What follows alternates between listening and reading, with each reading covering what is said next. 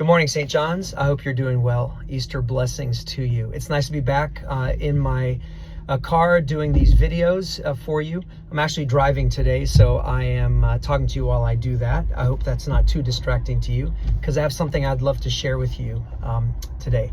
So there is this book in the Hebrew Scriptures called Proverbs. Many of you have heard of the book of Proverbs, and our Bible study actually recently read it. And the book of Proverbs is one of three books known as wisdom literature in the Hebrew Scriptures.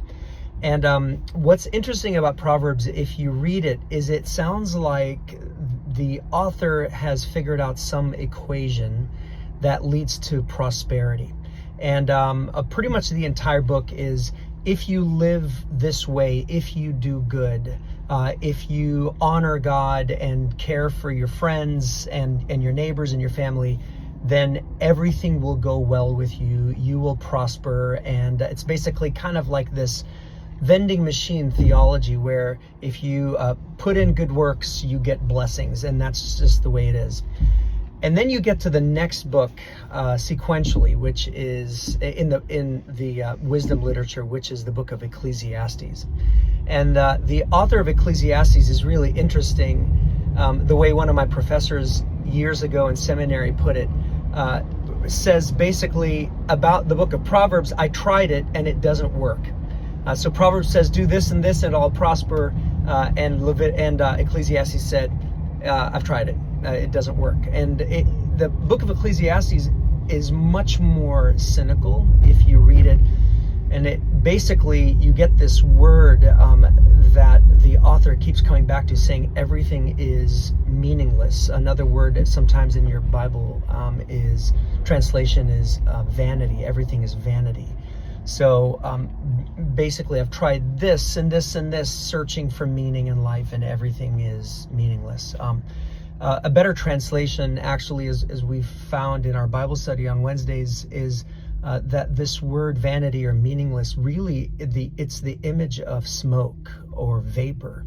And so what the author is basically saying is, at the end of the day, all the stuff that we care so much about, we put all of our energy into things that we think are going to last. But at the end of the day, it's just like vapor. It just evaporates. And you realize that there are so many things that we pursue in life that really, at the end of the day, they don't matter.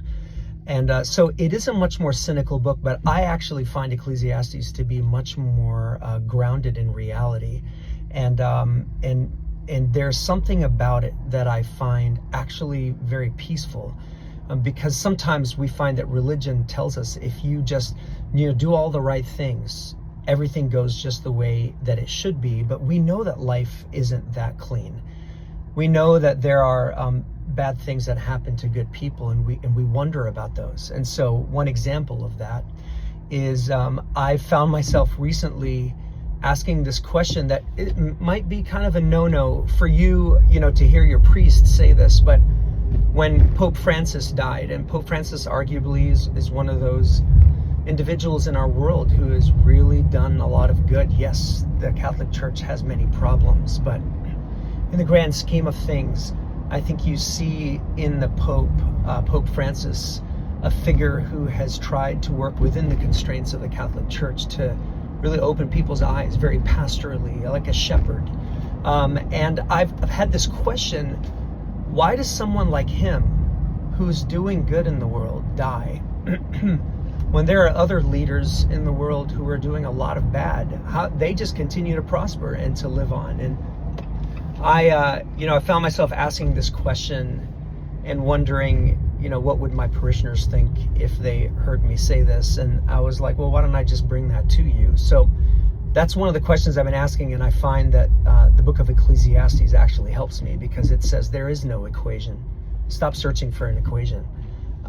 At the end of the day, we all live, we all die, and it doesn't happen based on merit or some kind of vending machine system where you put in good works and you just get prosperity. So stop asking that question. But I've spent a lot of time thinking about Pope Francis, and I came across something in his life recently that I have basically shifted my thinking, rather than that question that I just posed to you: why do good people die, and people who are doing a lot of harm continue to live and prosper. I've shifted my question to something a little bit different, and that is, what can we learn from Pope Francis, especially this one thing that I want to share with you on Sunday. And I can't help but talk about it. I've actually held back. I was going to share it with you in this video today, and I was like, you know what? No, this is something I want to spend a lot more time on, and I want to shape my sermon around. So this coming Sunday, which we have the annual parish meeting, we have an 8 a.m., 10 a.m. service, combined service at 10 and 5 p.m.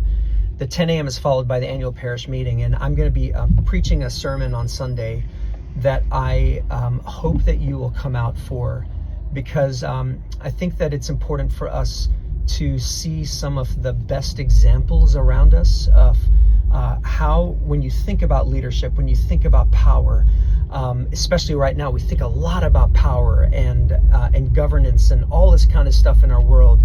We see a ton of terrible examples, but then every now and then somebody shows up, like Pope Francis, where there is an example, a very specific example, something that teaches us maybe a little bit more, or maybe confounds us, surprises us about how it could look if leaders really led with humility and heart. And so I hope that you will come out and hear the sermon. I'm looking forward to hearing it myself, because I haven't fully formed it in my mind, but the example from Pope Francis's life that I do want to talk about is very clear, and I'm excited to share that with you.